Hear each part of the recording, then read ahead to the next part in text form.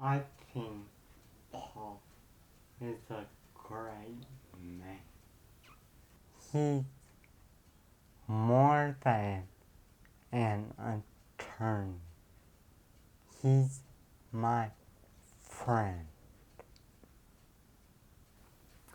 Nick was 10, and he was injured by running out in the road. His little puppy ran out in the road, and Nick ran out in the road after the puppy, and he was hit by a car, and he was thrown over to the other side of the road, and actually was dead on impact, and he had to be resuscitated. We started CPR, and he was in the hospital from September to November, and he was in a coma.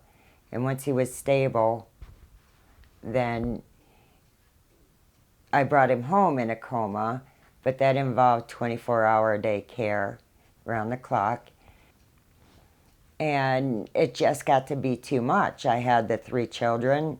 My husband was becoming ill. My mom was ill. And I couldn't keep up. After we sued State Farm, after Paul won the case for us, it was life-changing for all of us. For Nick, we were able to have a new home built that will accommodate him no matter what happens in his life. Forever. He can live and die there. And Paul, through all of this, stays in contact and came up randomly to see how things were going with Nick's house being built. And he stays in contact with us to this day and calls and sees how things are going. How's Nick? How am I? And just making sure everything's going okay, and State Farm is doing what they need to be doing and meeting Nick's needs. And just every year, Christmas time, from the time I've met Paul, he sends a Christmas card every single year, has never missed a year. And he also sends one to Nick.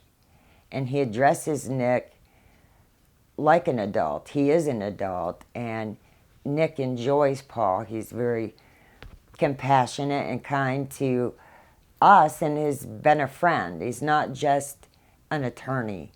He's a friend and has been good to our family. I think the world of him. I keep him and Lisa in my prayer at night.